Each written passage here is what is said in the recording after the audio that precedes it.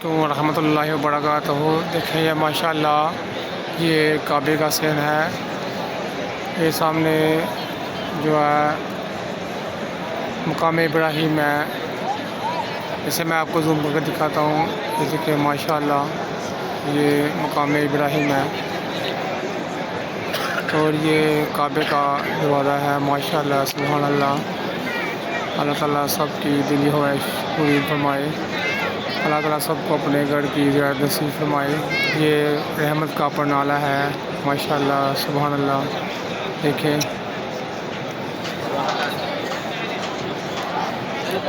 ये इस साइड पे हतीम है जहाँ पे लोग नफल अदा करते हैं।